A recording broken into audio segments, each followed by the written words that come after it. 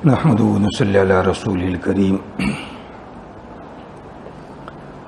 قال النبي صلى الله عليه وسلم: من كان يؤمن بالله واليوم الآخر فليقل خيرا أو ليصمت. وقال النبي صلى الله عليه وسلم: إن أبغض الرجال إلى الله ألد الخصام. وقال النبي صلى الله عليه وسلم: سباب المؤمن فسوق وقتاله كفر. أو كما قال عليه الصلاة والسلام: صدق رسول النبي الكريم ونحن على ذلك من الشاهدين والشاكرين والحمد لله رب العالمين. موضوع جو 2 دن سے گویا کہ چل رہا ہے، اصل بات جو ہے وہ تو آفات لسان کے بارے میں، زبان کی آفتوں کے بارے میں، اور اسی کے ضمن کے اندر 2 باتوں کا تذکرہ کیا گیا تھا، غیبت اور سوء ظن. خیر، سوء ظن کا تعلق تو زبان کے ساتھ نہیں ہے، مگر غیبت کا تعلق ہی کس کے ساتھ ہے؟ زبان کے ساتھ ہے. آج کی مجلس کے اندر آفات لسان یعنی زبان کی جو مصیبتیں ہیں، زبان سے کیا کیا گناہ صادر ہوتے ہیں، ان کو بھی تفصیل تمام گناہ کو گویا کہ گنانا ہے، اور جو بقدر ضرورت تھوڑی ہر ایک چیز کے اوپر تھوڑی وضاحت ہو جاوے. اس سے کہ پہلے بھی جیسے پرسوں کی مجلس کے اندر بات سمجھائی گئی تھی کہ زبان ایک ایسی چیز ہے، یہ اللہ تعالیٰ کی بہت بڑی نعمت ہے. آنکھ اور زبان، ہر چیز اللہ کی نعمت ہے، مگر یہ 2 چیزیں ایسی ہیں کہ جس کی نعمت بہت کھلی ہوئی ہے. آنکھ، اگر کوئی آدمی اندھا ہو اس پر کیا گزرتی ہے، ذرا دیکھیں اس کے اوپر. ہم ذرا تھوڑی دیر کے سوچیں، ہماری آنکھیں بند ہو جاوے تو ہم پر کیا گزرتی ہے. خالی رات کو ہمارے آنکھیں بند نہیں ہوئی، خالی رات کو اندھیرا چھا گیا تو ہم پر کیا گزرتی ہے. حالانکہ آنکھیں کھلی ہوئی ہے ہماری، مگر یہ ہمیں دکھتا نہیں ہے تو ہم پر کتنی وحشت طاری ہو جاتی ہے، کتنی تکلیف ہوتی ہے. اسی طرح زبان، یہ بھی اللہ تعالیٰ کی ایک بہت بڑی نعمت ہے. اب وہ تو زبان کی نعمت کو وہ شخص جانے گا کہ جو اس نعمت سے محروم ہو، جو بول نہیں سکتا ہے، جو گونگا، اس کو جا کر پوچھو کہ کیا گزرتی ہے اس کے اوپر اور کتنی تکلیف ہوتی ہے اس کو. ہم ہی ذرا سوچ لے، کبھی کبھی ایسے حالات ہم پر آ جاتے ہیں کہ مثلا لکھوا لگ گیا، آدمی کا بولنا بند ہو جاتا ہے، زبان پر لکھوا لگ جاتا ہے، نصف حصے پر لکھوا لگ جاتا ہے. اب وہ شخص جس پر لکھوا لگ گیا اور بولنے پر قادر نہیں رہا، وہ شخص کتنا پریشان ہوتا ہے وہ آدمی. ذرا اس کے بعد آدمی کیا کرے، ہم سوچیں. تو یہ اللہ تعالیٰ کی بہت بڑی نعمت ہے.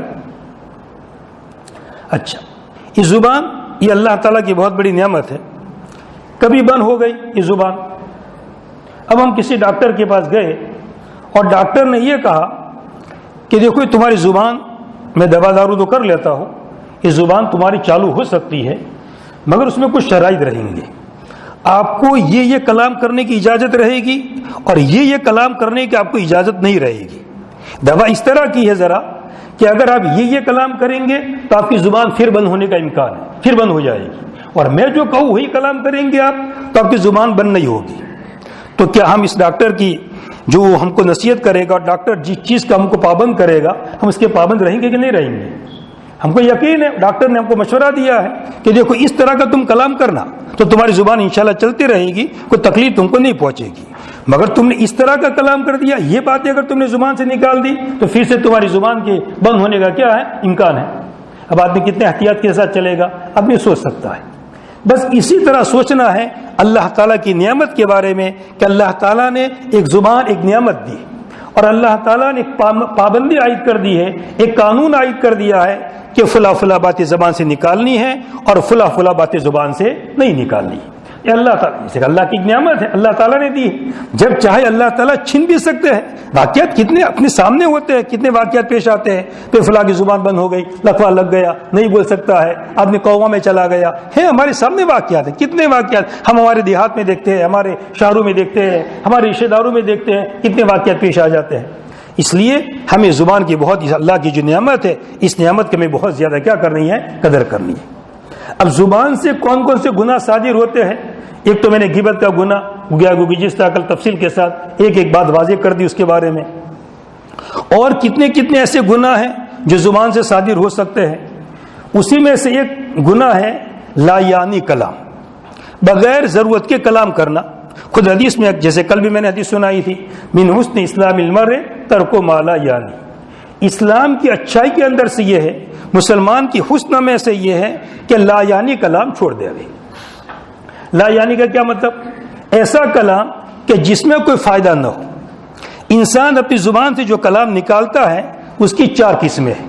کتنی قسمیں ہیں؟ 4. یا تو ایسا کلام ہے جو مضر ہے، نقصان والا ہے، یا ایسا کلام ہے جو مفید ہے، فائدہ مند ہے، یا ایسا کلام ہے کہ جس میں نفع کا بھی احتمال ہے، نقصان کا بھی احتمال ہے، یا پھر ایسا کلام ہے کہ نہ فائدہ ہے نہ نفع ہے. 4 طرح کی گویا کی قسمیں ہوئی. تو ہمیں جو کلام کرنا ہے صرف ایک قسم کا کلام کرنا ہے. کون سا کلام؟ وہ کلام جو ہمارے لیے کیا ثابت ہو؟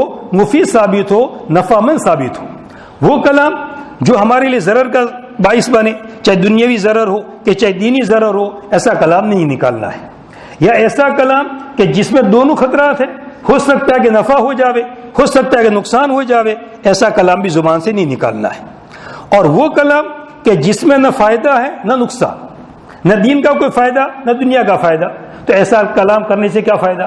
اس سے بہتر تو آدمی زبان سے کیا نکالتا؟ سبحان اللہ نکالتا، الحمدللہ نکالتا، کتنے آگے اس کی کیا ہو جاتی؟ ترقی ہو جاتی. لا یعنی کلام کو سمجھانے کے لیے امام غزالی رحمۃ اللہ علیہ نے ایک مثال دی ہے کہ ایک آدمی نے کسی ملک کا سفر کیا، امریکہ کا سفر کیا، افریقہ کا سفر کیا، اور وہاں کے ہم حالات دیکھ کر آیا کہ افریقہ میں کیسی کیسی سہولتیں ہیں، امریکہ میں کیسی کیسی سہولتیں ہیں. اب وہ یہاں پر آیا اپنے ملک کے اندر اور اپنے رشتہ داروں کے سامنے، اپنے لوگوں کے سامنے یہ سب حالات بیان کرتا ہے. میں فلاں ملک میں گیا تھا، ایسی ایسی سہولتیں تھی، یہ تھا وہ تھا. تو امام غزالی رحمۃ اللہ علیہ نے لکھا ہے یہ بھی لا یعنی کلام ہے، اس لیے کہ یہ اس نے بیان کیا، فائدہ کیا؟ نتیجہ تو کچھ نہیں. ایک ملک کے حالات معلوم ہو گئے، مگر اتنا وقت اگر وہ کلام اللہ کی تلاوت میں لگا تھا، سبحان اللہ کہہ دیتا، تو کتنا آگے بڑھ جاتا وہ، اور کتنی اس کی ترقی ہو جاتی. یہ کلام کرنے سے کیا فائدہ؟ تو ایک اپنی زبان کو کس سے کنٹرول کرنا ہے؟ لا یعنی کلام سے، کہ کوئی لا یعنی کلام ہماری زبان سے نہ نکلے. دوسری چیز ہے زیادہ بولنا. یہ بھی زبان کا گناہ ہے کہ آدمی کو بس ہر وقت بولنے کی عادت پڑ جاتی ہے، بول کرتا ہے آدمی. یہ بھی اچھی چیز نہیں ہے. حدیث میں اس سے نبی کریم صلی اللہ علیہ وسلم نے کیا فرمایا ہے؟ منع فرمایا ہے. ایک دفعہ ابوبکر صدیق رضی اللہ تعالیٰ عنہ، حضرت عمر رضی اللہ تعالیٰ عنہ وہاں سے گزرے. ابوبکر صدیق رضی اللہ تعالیٰ عنہ اپنی زبان کو پکڑ کر کے بروڑ رہے تھے، اس کو ادھر ادھر کر رہے تھے. پوچھا عمر رضی اللہ تعالیٰ عنہ نے کیوں ایسا کر رہے ہیں؟ کہا کہ زبان کو سیدھا کر رہا ہوں، یہ زبان سے خطرات ہیں مجھے. ابوبکر صدیق رضی اللہ تعالیٰ عنہ جن کو کیا لقب ملا ہوا ہے؟ صدیق کا لقب ملا ہوا ہے. یہ اپنی زبان کو مروڑ رہا ہے. کبھی کبھی اپنے منہ کے اندر کنکر رکھ دیتے تھے تاکہ بولنا ہی نہ پڑے. ایک آدمی کے منہ میں کوئی چیز ہوگی تو کیسے بولے گا؟ کنکر رکھ دیا تو کیسے بولے گا؟ آدمی بول ہی نہیں سکتا ہے. تو کنکر ابوبکر صدیق رضی اللہ تعالیٰ عنہ جن کے بارے میں جنت کی بشارت دے دی گئی ہے، جن کو صدیق لقب دیا گیا ہے، اپنے منہ میں کیا رکھ رہے ہیں؟ کنکر رکھ رہے ہیں تاکہ مجھے بولنا نہ پڑے. دیکھیے تو یہ صحابہ کی حالت تھا. اب انہی کے نقش قدم پر چلنے والے ہم مسلمان، ان کا نام لیوا ہے، تو ہمیں بھی ہماری زبان پر کیا کرنا ہے؟ کنٹرول کرنا ہے. تو زیادہ بولنے سے اپنے آپ کو کیا کرنا ہے؟ بچانا ہے.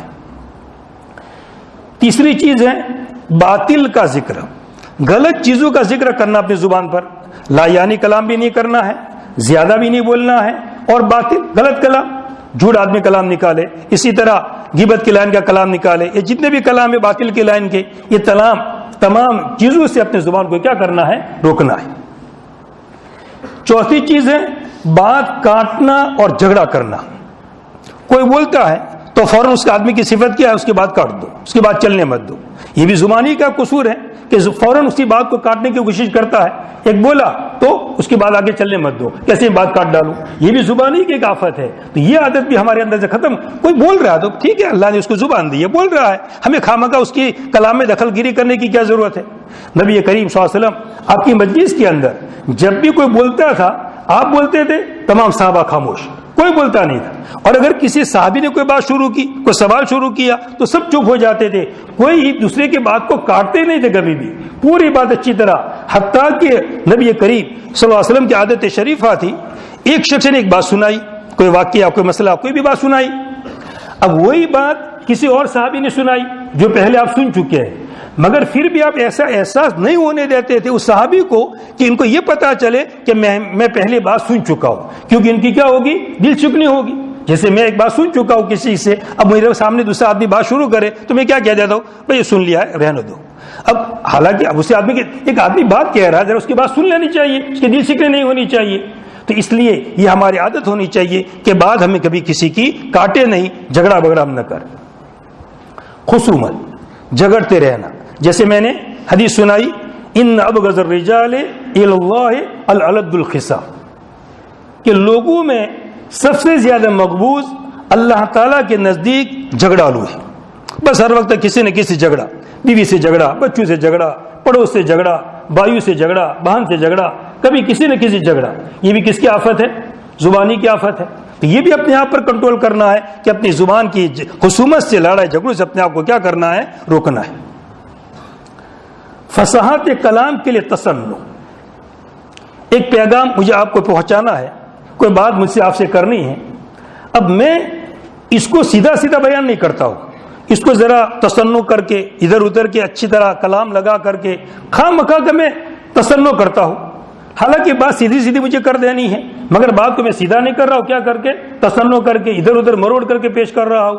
تو یہ بھی ذرا اچھی چیز نہیں ہے. یہ بھی زبان کی کیا آفات کے اندر سے، جو بات سیدھی سیدھی کیا نہیں ہو، سیدھا سیدھا کلام کرنا چاہیے. بعض لوگ ایسا مزاج ہوتا ہے، وہ کلیئر پہلے بات نہیں کہیں گے، پہلے اتنے سارے مقدمات باندھیں گے، وہ کریں گے، یہ کریں گے، اور پھر پیچھے جا کر اپنا کام کہیں گے.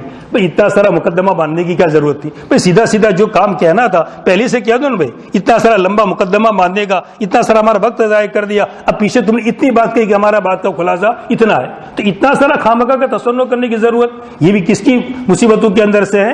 زبان کی آفات کے اندر سے ہے. اس سے بھی اپنے آپ کو کیا کرنا ہے؟ بچانا ہے. فحش گوئی اور شب و شتم، فحش کلام کرنا، گندا کلام کرنا، شب و شتم، گالم گلوچ کرنا، اس سے بھی اپنے آپ کو بچانا ہے. جیسے میں نے آپ کو حدیث سنائی، سباب المؤمن فسوق وقتالہ کفر، کسی مومن کو گالی دینا یہ فسق ہے، اور کسی مومن کو قتل کرنا یہ کفر ہے. کسی مومن کو بغیر قصور کے قتل کر دینا کتنا بڑا سنگین گناہ ہے، گویا کہ آدمی کافر بن گیا، اتنا بڑا سنگین گناہ ہے. اور کسی مومن کو گالم گلوچ دے دینا، گالی بول دینا، یہ کس کا گناہ ہے؟ فسق. آدمی کیا بن چکا؟ فاسق بن چکا.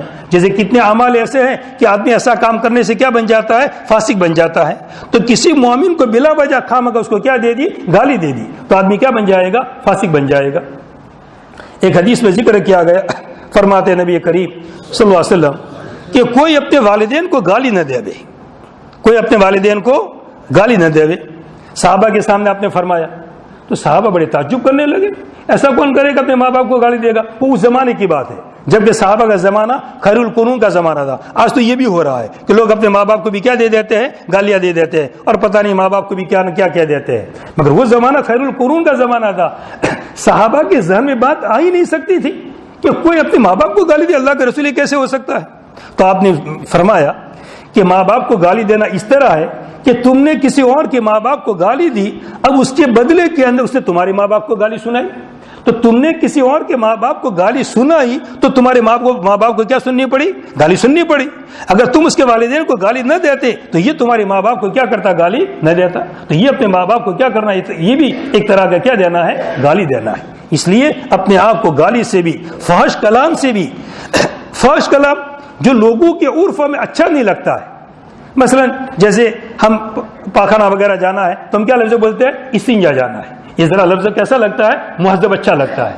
تو ہماری ضروریات کے اندر بھی ایسے کلام استعمال کرے جو لوگوں کو اچھے لگے. ایسا کلام استعمال کرنا کہ جو لوگوں کو اچھا نہ لگے، یہ کلام ٹھیک نہیں ہے. میں ایک مثال دو بات سمجھانے کے لیے، حضرت عمر ابن عبدالعزیز رحمۃ اللہ علیہ، جن کو خلیفہ خامس کہا جاتا ہے، اور 2 سال ان کی حکومت رہی، اور بڑی عدل کے ساتھ، بڑی انصاف کے ساتھ حکومت چلائی. حالانکہ اس سے پہلے جو بادشاہ گزرے تھے انہوں نے بہت ادھر ادھر کر دیا تھا، مگر جب اپنا دور آیا تو بالکل ٹھیک ٹھاک کر دیا. جن کے غلط لوگوں نے، بادشاہوں نے غلط قبضے کیے تھے، سب مال ان کے واپس کر دیے، زمینیں واپس کر دی، اور عدل کے ساتھ، انصاف کے ساتھ حکومت چلائی. عمر ابن عبدالعزیز رحمۃ اللہ علیہ، جو گویا کہ بہت بڑے خلیفہ اور خلیفہ خامس ان کو کہا جاتا ہے. ان کو ایک دفعہ اپنے بغل کے اندر، جی اپنے گویا کے ہاتھ کے نیچے بغل کے اندر پھوڑا ہو گیا. لوگ عیادت کے لیے آئے کہ حضرت کیا تکلیف ہے؟ تو آپ نے کیا فرمایا، جواب کیا دیا، یہ دیکھنا ہے۔ حضرت نے کیا فرمایا، میرے ہاتھ کے نیچے ذرا تکلیف ہے، میرے ہاتھ کے نیچے ذرا کیا ہے، تکلیف ہے۔ بغل کا لفظ نہیں کہا، بغل کا لفظ بولنا ذرا اچھا نہیں لگتا ہے، اس لیے حضرت نے کیا لفظ استعمال کیا کہ میرے ہاتھ کے نیچے ذرا مجھے کیا ہو رہی ہے، تکلیف ہو رہی ہے۔ تو یہ اپنے کلام کے اندر سوچ سمجھ کے کلام، اب یہ سب چیزیں کب ہوگی؟ جب کہ آدمی کیا کرے گا، سوچ سمجھ کر کلام کرے گا تو یہ سب احتیاطات برتے گا، اور اگر آدمی بغیر سوچے سمجھے بولے گا تو کیسے احتیاط رہے گا؟ اس لیے کلام میں احتیاط بہت ضروری ہے کہ کوئی ایسا کلام میری زبان سے نہ نکلے کہ کسی کو کیا لگے، برا لگے۔ اب اسی بغل کی بات پر ذرا ایک دوسری بات مجھے یاد آ گئی۔ آج کل کے دور کے اندر ایک ذرا کچھ فیشن چلتی ہے نصف بنیان کی۔ ایک بنیان تو پورا ہوتا ہے جو یہاں تک آتا ہے، اور ایک بنیان کیا ہوتا ہے جو یہاں تک رہتا ہے، خالی پٹی ہوتی ہے، اور وہ تو آپ نے دیکھا ہوگا سب ماشاءاللہ۔ اب انسان جو بنیان پہنتا ہے یہ کس ضرورت کے لیے؟ کوئی بنیان پہننا کوئی فرض تو ہے نہیں، کوئی ضروری تو ہے نہیں، خالی کرتا آدمی پہنے میں اندر بنیان نہ پہنوں تو مجھے کوئی گناہ ہونے والا ہے؟ کوئی شریعت کا قانون نہیں ہے، کوئی پابندی نہیں ہے بنیان پہنے نہ پہنے، مگر آدمی بنیان پہنتا ہے۔ مقصد کیا ہے بنیان پہننے کا؟ تاکہ اندر کا پسینہ کون چوس لے بنی۔ اس لیے بنیان کس کا پہنا جاتا ہے؟ عام طور پر سادہ ہوتا ہے، بنیان کو اعلیٰ کپڑے کا نہیں ہوتا ہے، سادے کپڑے کا ہوتا ہے تاکہ پسینے کو کیا کرے، وہ چوس لے۔ اب انسان کہ جو بنیان اس لیے استعمال کرتا ہے تاکہ پسینوں کو چوس لے، اب سب سے زیادہ پسینہ کہاں پر آتا ہے؟ بغل کے اندر۔ اب اس نے وہ حصہ تو کھول دیا، اب وہ حصہ وہ پسینہ کہاں پر آئے گا؟ سیدھا کرتے کے اندر آئے گا۔ تو جو مقصد تھا بنیان کے پہننے کا کہ پسینہ چوس لے اور اس کی بدبو باہر نہ آوے، تو آدمی نے نصف بنیان پہن کر کے وہ گویا کہ پسینہ کس میں سیدھا لگ گیا؟ کپڑے میں لگ گیا، کرتے میں لگ گیا، اور باہر بو آنا کیا ہو گیا؟ شروع ہو گیا۔ تو کیا فائدہ ہو؟ نتیجہ کیا نکلا؟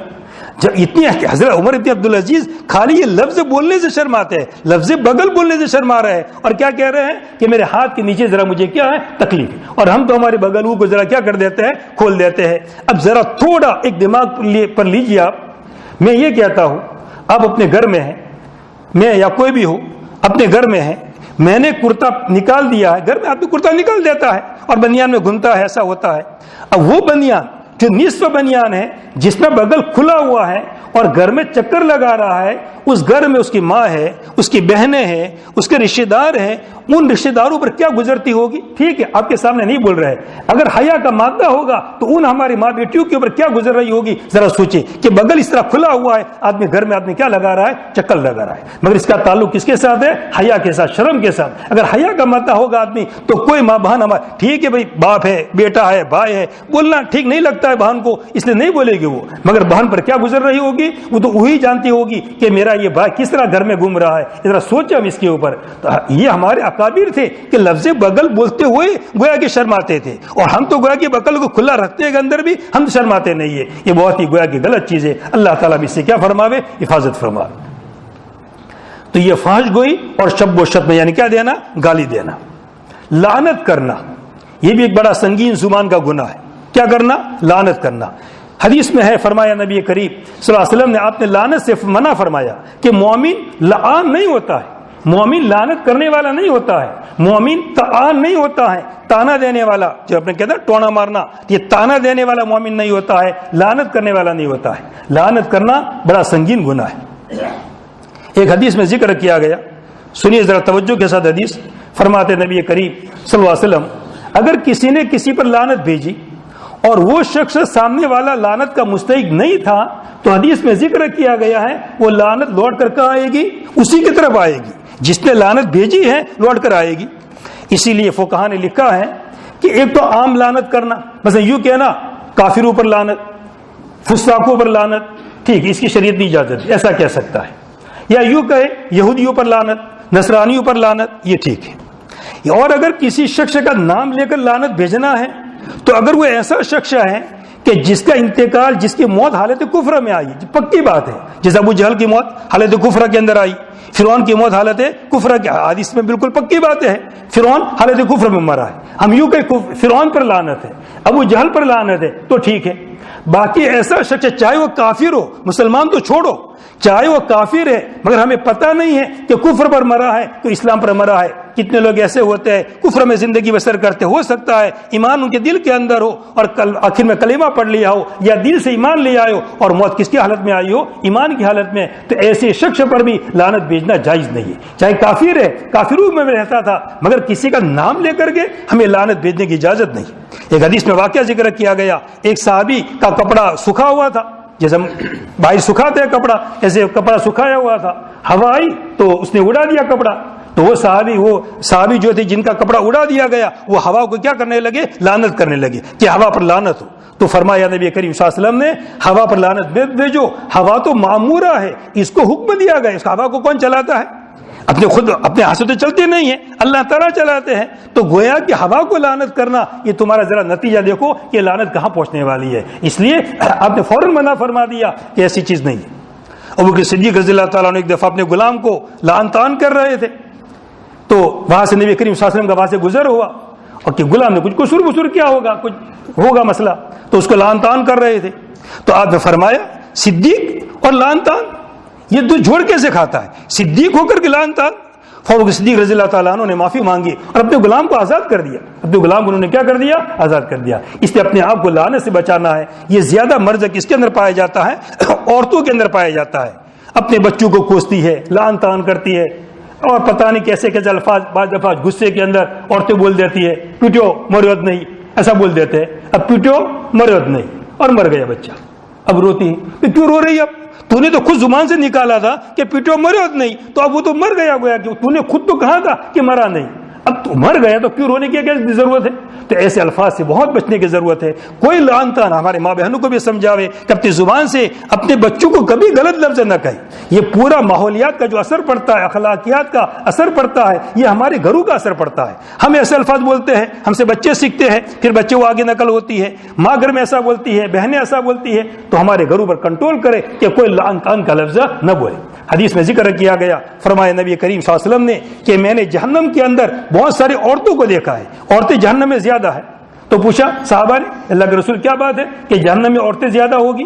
تو آپ نے فرمایا اس لیے کوئی لعنت زیادہ کرتی ہے اور اپنے شوہروں کی ناشکری کرتی ہے، کیسا بھی اچھا سے اچھا کھلاؤ، مگر ایک دن ذرا گھر میں کھانا اچھا نہیں پکا تو کیا کہے گی وہ سیدھا گھر میں کچھ ہارو کھاؤ پاچود نہ کری، بس ایسا پکتا ہے۔ حالانکہ روزانہ اچھا کھلایا ہے، روزانہ عید کے موقع پر اچھا سے اچھا جوڑا لا کر شوہر دیتا تھا، اچھی سے اچھی خدمت کرتا تھا۔ ایک دفعہ ذرا شوہر کی حالت کمزور تھی، ذرا کاروبار اچھا نہیں چل رہا تھا، ایک عید کے دن ذرا تھوڑا کمزور جوڑا لا کر دے دیا، پوری جو پہلے اچھے اچھے جوڑے پہنائے وہ سب بھول جائے گی اور کیا کہے گی فوراً، کبھی آج تک اس گھر میں جب سے میں آئی ہوں میں نے کبھی اچھا جوڑا دیکھا ہی نہیں ہے۔ تو آگے والی زندگی عورت کیا ہو جاتی؟ خود حدیث میں ذکر کیا گیا، فرماتے نبی کریم صلی اللہ علیہ وسلم یہ عورتوں کی صفت ہوتی ہے کہ لعن طعن زیادہ کرتی ہے اور اپنے شوہروں کی کیا کرتی ہے؟ وہ ناشکری کرتی ہے۔ اس لیے گویا کہ یہ عورتیں جہنم کے اندر کیا جائے گی؟ زیادہ جائے گی۔ اس لیے اب یہ آپ نے جب بتایا تو ہماری ماں بہنوں کو اس سے کیا کرنا چاہیے؟ ہمیں بچانا چاہیے۔ حدیث میں بات یہ سب باتیں اسی لیے ذکر کی جاتی ہے کہ اس سے بچایا جائے۔ اس کا مطلب یہ نہیں ہوتا ہے کہ چلو ٹھیک ہے جہنم میں عورتیں زیادہ جائے گی تو جانے نہیں دینا ہے، بلکہ ان کو عورتوں کو جہنم کے راستے سے کیا کرنا ہے؟ آپ نے وجہ بتا دی، حدیث میں وجہ جب آپ نے بتا دی تو ہماری ذمہ داری ہے، ہماری ماں بہنوں کو ہم کیا کریں؟ سمجھاوے بھی ایسا مت کرو تم، تاکہ تم جہنم کے راستے سے کیا ہو جاؤ؟ بچ جاؤ۔ مزاح ایک چیز ہے، مزاح استہزاء، یہ دو ذرا قریب قریب لفظ ہے۔ استہزاء یعنی مذاق کرنا اور مزاح یعنی دل لگی کرنا۔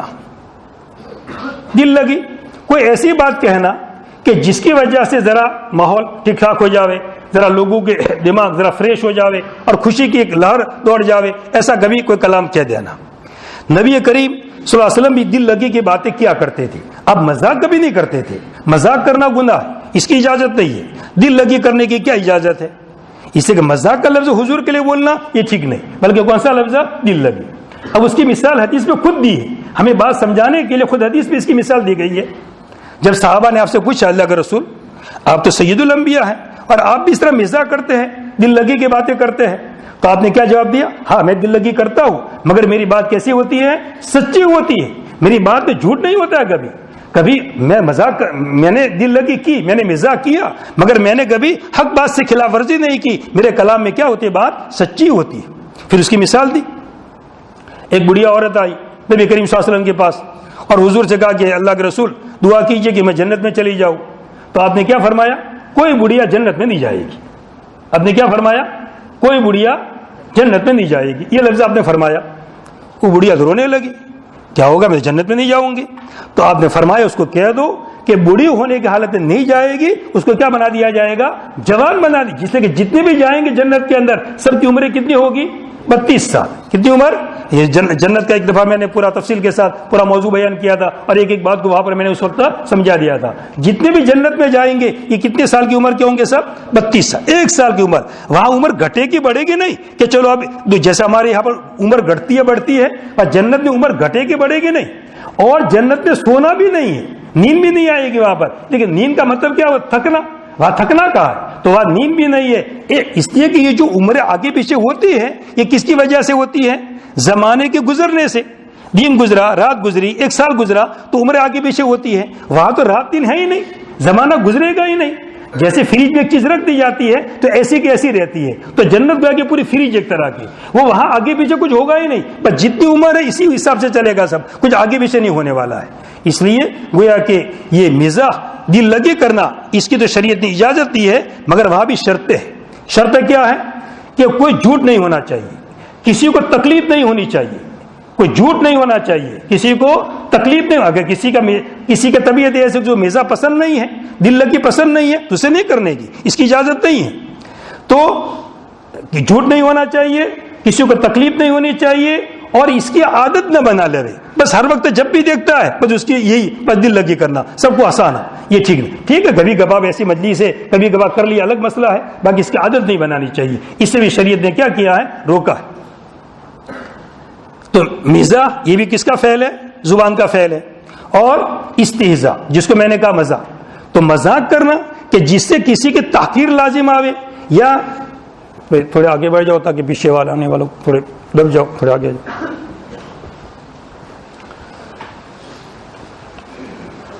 تو استہزاء کرنا, مذاق کرنا جس سے کسی کو تکلیف پہنچے, اس کی بھی گویا کی اجازت نہیں ہے. اور مزاح کے اندر بھی میں نے کیا لگا دی, شرطیں بیان کر دی. اب وہ مزاح کے واقعات میں اگر نبی کریم صلی اللہ علیہ وسلم کے واقعات میں بیان کرنے جاؤں گا تو کتنے ہی ایسے واقعات ہیں. خیر اس کی پوری تفصیلات مجھے بیان نہیں کرنی ہے, مگر ہمیں خالی اتنی بات سمجھنی ہے کہ مزاح اجازت ہے شریعت میں, مگر جھوٹ نہیں ہونا چاہیے, اور اس کے اندر کسی کو تکلیف نہیں ہونی چاہیے, اور اس کی عادت نہ بنا لے. اب میں ایک حدیث سناؤں, فرماتے نبی کریم صلی اللہ علیہ وسلم, ایک شخص اپنی زبان سے کلمہ نکالتا ہے, ایک اچھا کلمہ زبان سے نکالتا ہے, اور اس کو پتہ نہیں ہے کہ یہ کلمہ مجھے کہاں تک پہنچائے گا, اور یہ زبان سے کلمہ نکلنے کی وجہ سے جنت کے اونچے درجے پر چلا جاتا ہے. اسی کے برعکس سے فرمایا, کبھی انسان کوئی گناہ کا کلام زبان سے نکالتا ہے اور اس کو پتہ نہیں ہوتا ہے کہ یہ کلام کتنا نقصان کرے گا, اور یہ کلام زبان سے نکلنے کی وجہ سے جہنم کے تہہ کے اندر آدمی ڈال دیا جاتا ہے. اتنا جسے زمین اور آسمان کا فاصلہ ہے, اتنی نیچے گہرائی کے اندر کیا کر دیا جاتا ہے, اس کو ڈال دیا جاتا ہے. اس لیے ہماری زبان پر ایسا کلام نکلنا چاہیے کہ جس سے ہمارے درجات کے اندر کیا ہو, ترقی ہو. کوئی ایسا کلام ہماری زبان سے اندر نکلے کہ جس سے کوئی ہماری تنزلی ہو جائے. اس کی مثال بھی باقاعدہ فقہاء نے دی ہے, علماء نے دی ہے. مثلا غلط سفارش کرنا اور صحیح سفارش کرنا. ایک آدمی کی ہم نے کسی جگہ سفارش کر دی اور قانونی صحیح سفارش کی, ہمیں پتہ نہیں, کوئی مالدار آدمی تھا, اب غریب حاجت مند تھا, اس کو پریشانی تھی, تو ہم نے مالدار جتنا کہہ دیا, بھائی ذرا اس کا کام کر دو, غریب آدمی ہے, پریشان حال ہے, اب اتنا جملہ ہم نے کہہ دیا, اچھی ایک سفارش کر دی ہم نے, اس مالدار کو رحم آ گیا اور اس نے اس غریب کا کام کر دیا جو بھی ضرورت تھی. تو یہ ہم نے زبان سے خالی اتنا لفظ نکالا, بھائی ذرا اس کا کام کر دو, غریب آدمی ہے, پریشان ہے, اتنا زبان سے کلمہ نکالا, مگر اس کی وجہ سے آدمی جنت کے اونچے درجے پر کیا ہو جاتا ہے, پہنچ جاتا ہے. اور کبھی اس کا برعکس کوئی ایسا غلط کلام نکال دیا, کوئی کسی کو مار رہا تھا, اور مار زیادہ برابر, یہ تو لائق ہے, اب ہمارے کہنے کی وجہ اس کو اور زیادہ غصہ آیا اور مارا زیادہ. تو ہم نے تو صرف اتنا بولا, مار زیادہ, اب اس کی وجہ اس کو غصہ چڑھ گیا اور زیادہ مارا, تو وہ تو جو اپنی جگہ وہ تو گنہگار ہوگا تو ہوگا, مگر یہ لفظ بولنے کی وجہ سے یہ جہنم کے بالکل نچلے طبقے کے اندر آدمی کیا ہو جائے گا, گر جائے گا. اس لیے ہمیں یہ دیکھنا ہے ہماری زبان سے ایسا کلام نکلے جو ہمیں آگے بڑھانے والا ہو, جو ہمیں پیچھے نہ کرنے والا ہو. افشاء راز, راز کو کھول دینا. حدیث میں ہے المجالس بالامانہ, المجالس بالامانہ, مجلس میں جتنی باتیں ہو یہ امانت کی بات ہے. جیسے ہماری یہ مجلس ہے, یہاں پر باتیں ہو رہی ہے, مگر یہاں ماشاءاللہ یہاں تو کون سی باتیں ہوتی ہے, دین کی باتیں ہوتی ہے, آپ کہیں بھی کہہ سکتے ہو, کوئی مسئلہ نہیں. مگر کبھی اسی مجلس کے اندر کوئی ایسی بات آ گئی جو اسی مجلس کے لائق تھی اور اسی مجمع کے حساب سے میں نے کوئی بات کہی ہے اور اسی مجمع کو مجھے سمجھانا تھا, مجھے پیغام کسی اور کو نہیں پہنچانا تھا, تو میری یہ بات آپ کسی اور کو نہیں پہنچا سکتے, آپ اسی کی محدود رکھ سکتے ہیں. خیر ابھی تو باتیں سب ایسی ہو رہی ہے کہ آپ بھی سن سکتے ہیں, اپنے رشتے داروں کو پہنچا سکتے ہیں, اپنے گھر پر پہنچا سکتے ہیں, مگر کبھی ایک مسئلہ ہے, ایک بات ہے, مثلا جیسے 3-4 آدمی بیٹھ گئے اور کوئی باتیں مجلس کے اندر ہوئی, اب وہ جو بھی تذکرہ ہوا اب اس کو کسی اور جگہ اگر پہنچا دینا یہ خیانت ہے. جیسے مال ہمارے پاس کسی نے مال ہمارے رکھا اس میں خیانت کرنا گناہ ہے, تو ایسے کوئی باتیں مجلس کے اندر ہوئی تو مجلس میں منحصر رہنی چاہیے, باہر نہیں جانی چاہیے.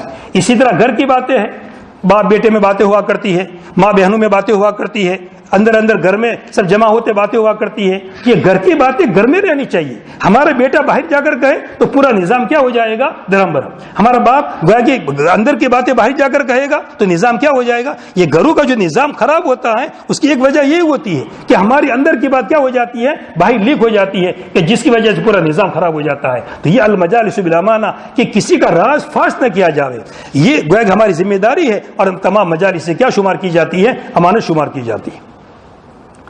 اچھا, جھوٹا وعدہ, غلط وعدہ کرنا, جھوٹا وعدہ کرنا. اور جھوٹا وعدہ کس کو کہتے ہیں, حدیث میں خود اس کو سمجھایا گیا, حدیث میں ذکر کیا گیا. ایک آدمی نے وعدہ کیا, مثلا یوں کہا کہ کل فلاں جگہ تم آ جانا, میں بھی آ جاؤں گا, اور اس کے ذہن میں یہ تھا کہ میں اس وقت وہاں پہنچ جاؤں گا, اس کے پکا اس کی نیت تھی میں کل وہاں پہنچ جاؤں گا. مگر اچانک کسی کی موت کا واقعہ پیش آ گیا, اس کے گھر میں کوئی مسئلہ پیش آ گیا, پاؤں میں کوئی تکلیف ہو گئی, نہیں جا سکا, تو یہ وعدہ خلافی نہیں ہے, اس کو وعدہ خلافی نہیں کہیں گے. مگر جب آدمی یہ کہہ رہا تھا کہ کل تم فلاں جگہ آ جانا, میں بھی آ جاؤں گا, اور دل میں اسی وقت دل میں ہے کہ مجھے جانا نہیں ہے, ابھی تو کہو بات ٹالو کسی بھی طریقے سے تاکہ یہاں سے مصیبت جاوے, کل تو کون پڑتا ہے دیکھیں گے, تو اسی وقت اس کے ذہن کے اندر ہے کہ مجھے کل نہیں جانا ہے, تو یہ ہے خلاف, یہ وعدہ خلافی کرنا, یہ جھوٹا وعدہ کرنا ہے. تو ایسا جھوٹا وعدہ یہ بھی کس سے ہوگا, زبان سے ہی ہوگا, یہ بھی زبان کا دخل ہے, تو اس سے بھی اپنے آپ کو کیا کرنا ہے, بچانا ہے. پھر جھوٹ صرف اور جھوٹ پر تو انشاءاللہ کبھی تفصیل سے کلام کریں گے, غیبت کا کلام تفصیل سے ہو چکا. چغل خوری, یہ غیبتی کی طرح دوسری چیز کیا ہے, چغل خوری. تھوڑا فرق ہے, میں نے شاید کچھ سمجھا بھی دیا تھا. 3 چیزیں ہیں, غیبت, چغل خوری اور 2 روکھاپن, ڈبل چہرہ, 2 روکھاپن جس کو کہتے ہیں. اس کے سامنے گیا اس کے جیسی باتیں, اس کے سامنے گیا اس کی جیسی بات, اس کو 2 روکھاپن کہتے ہیں. ادھر کی بات ادھر لگائی, ادھر کی بات ادھر لگائی. اور چگلی کے اندر 2 طرف بات, 2 روکھاپن میں ڈبل ڈھولکی ہوتا ہے, ڈبل ڈھولکی بولتے ہیں نا اپنے بھاشا میں, ڈبل ڈھولکی سے. تو وہاں جاتا تو ایسی باتیں کرتا ہے اور ہمارے ساتھ آتے ایسی باتیں کرتا ہے. یہ 2 روکھاپن, اس سے بھی حدیث کے اندر روکا گیا ہے کہ آدمی ایسا نہیں ہونا چاہیے. ہمیں کس کا ساتھ دینا ہے, حق بات کا ساتھ دینا ہے اور حق کی تائید کرنی ہے. اولن تو ہم حق کو باطل کو پہچانے, حق کو باطل کو کیا کرے, پہچانے. حق کو باطل کو ہم نے پہچان لیا تو ہم حق کا ساتھ دے, باطل کا ساتھ قطن نہ دے. اور اگر مسئلہ ایسا ہے ہمارے سامنے حق کو باطل واضح نہیں ہو رہا ہے, حق کیا چیز ہے اور باطل کیا چیز ہے, تو پھر خاموش رہنے کا, بولنے کا نہیں کوئی چیز بھائی, نہ اس کے ساتھ بولنے کا. گاؤں میں مثلا کوئی 2 آدمی جھگڑ رہے ہیں, اب ہمیں یہ بات سمجھ میں نہیں آ رہی ہے کہ کون حق پر ہے اور کون باطل پر ہے, نہ اس کے ساتھ بولنے کا نہ اس کے ساتھ بولنے کا, چپ رہنے کا. جب ہمیں بات واضح نہیں ہوتی ہے تو جب تک واضح نہ ہو ہم کبھی کسی کی بات میں کیا کریں گے, بات چیت نہیں کریں گے. تو غیبت کے اندر صرف کیا ہوتا ہے, ایک کسی کے اندر برائی ہے وہ کسی کے سامنے پہنچا دینا, فساد کا اس میں ارادہ نہیں ہوتا ہے. چغل خوری میں کیا ہوتا ہے, فساد کا ارادہ ہوتا ہے. اور 2 رکھاپن میں یہاں کی بات وہاں اور وہاں کی بات کیا کرنا, یہاں کرنا. یہ سب چیزیں, ان تمام چیزوں سے اپنے آپ کو کیا کرنا ہے, بچانا ہے. مدح, تعریف, کسی کی غلط تعریف کرنا, خواہ آسمان پر چڑھا دینا, تو یہ مدح غلط تعریف, یہ بھی کس کا فعل ہے, زبان کا. صحیح تعریف ٹھیک ہے, بلکہ حدیث کے اندر تو یہاں تک فرمایا گیا, نبی کریم صلی اللہ علیہ وسلم نے فرمایا کہ اگر تمہارے سامنے تعریف کرے تو اس کے منہ پر کیا ڈال دو, مٹی ڈال دو. حدیث میں ذکر کیا گیا, میرے سامنے میری کوئی تعریف کر رہا ہے کہ واہ مولانا تو ایسے ہیں, یہ ہیں, وہ ہے, تو میں پھول نہ جاؤں, میں اپنی تعریف کو قبول نہ کروں, بلکہ میں فوراً اس کے منہ میں کیا ڈال دوں, مٹی ڈال دوں, پھر تعریف مت کروں. مگر بعض بزرگان دین ایسے بھی ہوتے ہیں, جیسے حضرت ذوالنون مصری کا واقعہ میں نے پتہ نہیں بیان کیا کہ نہیں. ذوالنون مصری جب ان کے سامنے تعریف کی جاتی تھی تو بڑے خوش ہوتے تھے. وہ لوگوں نے کہا کہ آپ کی حضرت تعریف کیا تو بڑے خوش ہو رہے ہیں. تو کہا کہ جب میری تعریف کی جاتی ہے تو میرا دماغ سیدھا کہا جاتا ہے اللہ تعالیٰ کی طرف, کہ مثلا بڑے حسین ہیں, بڑے جمیل ہیں, تو میرا دماغ کہاں چلا جاتا ہے, یہ حسن کس نے دیا ہے, اللہ تعالیٰ نے. تو میری تعریف تھوڑی ہو رہی ہے, یہ تعریف کس کی ہو رہی ہے, اللہ تعالیٰ کی تعریف ہو رہی ہے. یہ تو ٹھیک ہے بیچ میں خالی میرا نام لیا جا رہا ہے, حقیقت میں میری تعریف ہے ہی نہیں. حقیقت میں کس کی تعریف ہے؟ اللہ تعالیٰ کی تعریف ہے. تو اگر ایسا کوئی آدمی ہے, ایسا اللہ والا آدمی ہے کہ جس کا دماغ کی فوراً کہاں چلا جاتا ہے؟ اللہ تعالیٰ کی طرف چلا جاتا ہے, تو اس کا مسئلہ الگ ہے.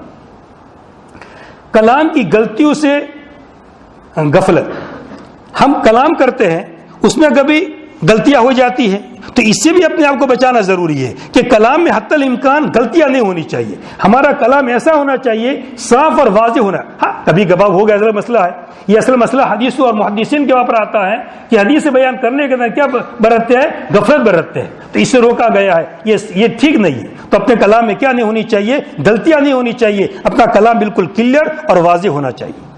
اور 20ویں چیز ہے عام لوگوں کے سوالات. خواہ کے سوالات نہیں کرنے کی. ضرورت کے سوال ہو, جو عمل کی ضرورت ہو, ایسے سوال کیے جاوے.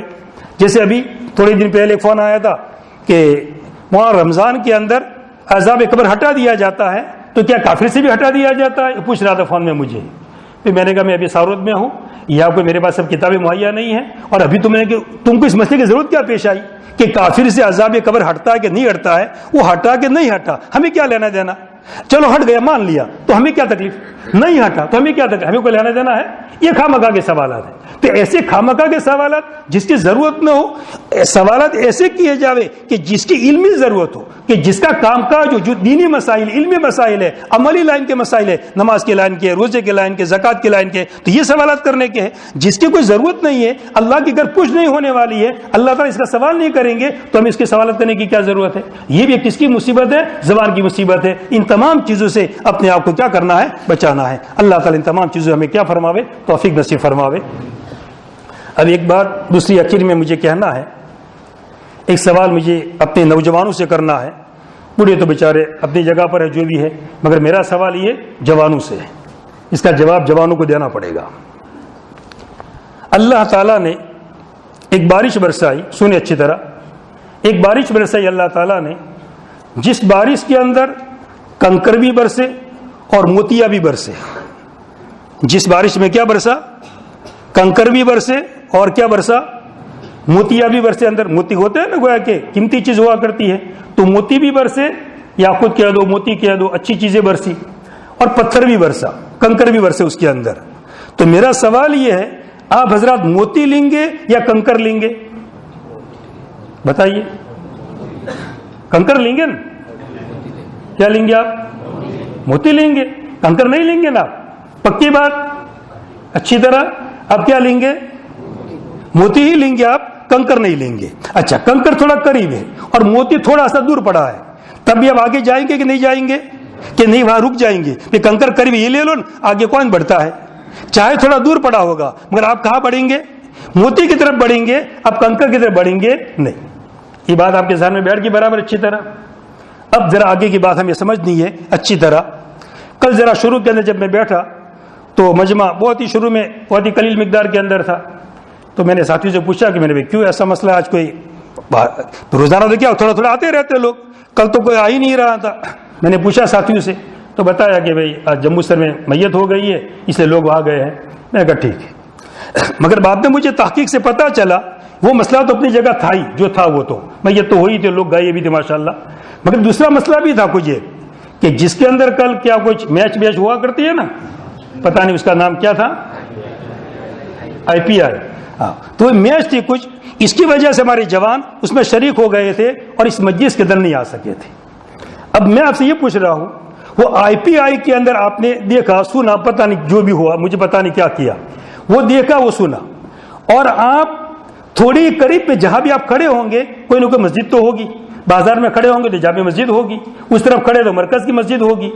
اب اگر آپ اتنی دیر مسجد میں چلے جاتے, تلاوت کرتے, یا چلو خانقاہ میں آ جاتے, تھوڑا سا دور تھا, موتی دور بھی لیا جا سکتا ہے, تو تھوڑا سا دور آنا پڑتا آپ کو خانقاہ کے اندر, یا تھوڑی دیر آ جاتے, تو آپ کا فائدہ اس کے اندر ہوتا, اس میں فائدہ ہوتا, اس میں فائدہ ہوتا. یہ اب یہ چیز ذرا سوچنے کی, ہمیں یہ دماغ پر لینے کی ہے. میں یہ کہتا ہوں ہمارا اس میں وقت لگا کر کوئی فائدہ, ہمارا کوئی بھی فائدہ معمول, یعنی چلو میں کہ دین کا فائدہ چھوڑو, دین کا فائدہ بھول جاؤ آپ, مگر دنیا کا فائدہ, وہ کھیلتے ہیں, ہم کو کوئی اگر پیسے دے گا ہم کو, اور میں نے پہلے بھی تفصیل کے ساتھ بیان سمجھا دیا تھا، ندائے شاہی کے میں نے حوالے سے میں نے بات بیان کی تھی۔ آج کل مسلمانوں کے سب سے بڑے دشمن اگر دنیا کے اندر ہے تو دو ملک سب سے بڑے دشمن ہیں، اسرائیل اور امریکہ۔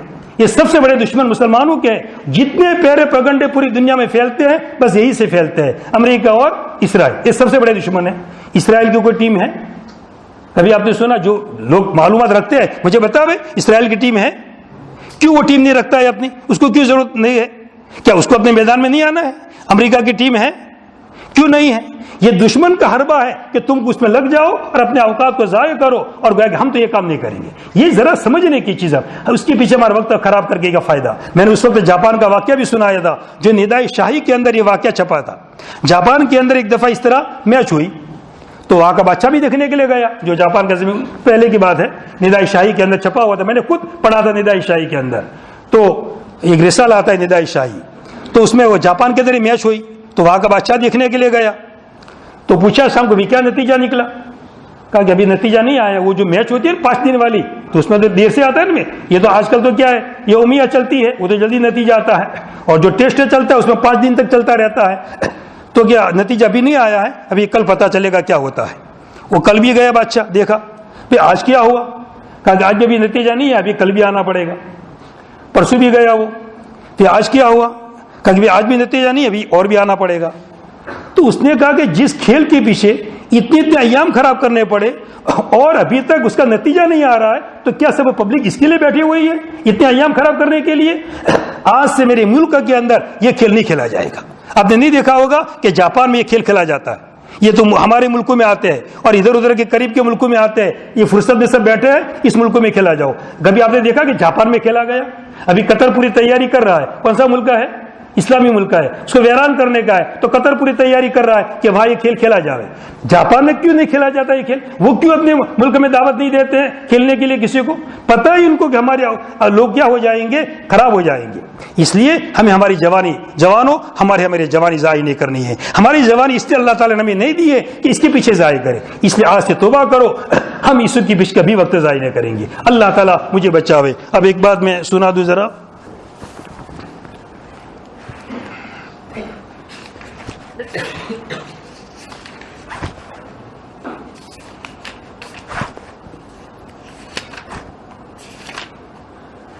تھوڑی سی زیادہ لمبی نہیں ہے۔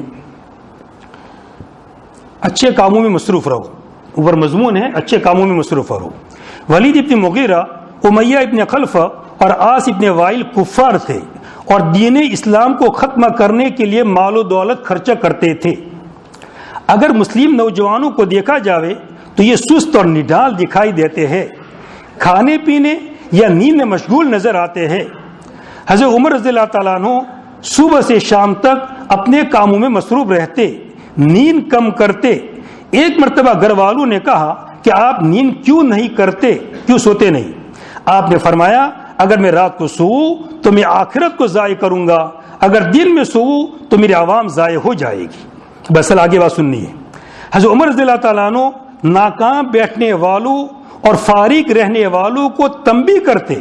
ایک مرتبہ چند نوجوان صبح سے شام تک مسجد میں رہے، عبادت کرتے رہے۔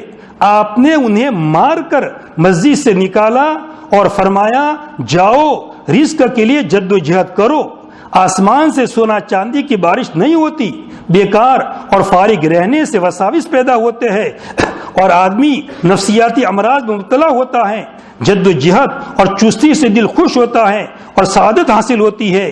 سستی اور کاہلی سے پریشانیاں اور غم دل پر سوار ہوتے ہیں، ذہن مریض ہو جاتا ہے، اور کوئی اپنے وقت کا خیال کرے اور اسے اچھے کاموں میں مشغول رکھے تو تمام پریشانیاں اور بیماریاں ختم ہو جاتی ہیں۔ تو یہ گویا کہ عمر رضی اللہ تعالیٰ عنہ یعنی جوان مسجد میں تھے، حالانکہ عبادت کر رہے تھے، مگر پھر بھی آپ نے کیا کیا؟ مار کے نکالا آواز، جاؤ کام کاج کرو، یہ مسجد میں کیوں بیٹھے رہتے ہو؟ تو یہ حالانکہ مسجد میں تھے، عبادت کر رہے تھے، مگر ایک آرام کی چیز تھی، کوئی تکلیف نہیں اس کے اندر، اور محنت کرنے کے اندر کیا وہ تکلیف ہوتی ہے۔ تو اب گویا کہ اگر ہمارے جوانوں کو گویا میں کہتا ہوں، آج کل تو ہاتھ ہنر کی ٹوپیاں گھتنے کے مسائل ہے، دوسری ایسے ہے. تو کچھ ہاتھ ہنر اگر آپ کے پاس وقت بچتا ہے اور آپ کا گھنٹہ 2 گھنٹہ اس کھیل کے دیکھنے میں جاتا ہے تو ہاتھ کا ہنر سیکھ لیجیے. آج کل تو گویا کہ یہ لیپ ٹاپ ہوتے ہیں, اس سے گھر بیٹھے بیٹھے کتنے کام ہوتے ہیں. کوئی آپ فارم بھرتے رہیے, اس سے آپ کے پیسے ملتے رہتے ہیں, بہت سارے کام ہوتے ہیں, آپ معلومات کیجیے. تو اگر فرصت ہمارے پاس ہے تو ایسے کوئی گھریلو کام سیکھ لیجیے, مگر ہمارے وقت کو ہم ضائع نہ کریں, اس کی توبہ کریں. اللہ تعالیٰ مجھے بھی بچاوے اور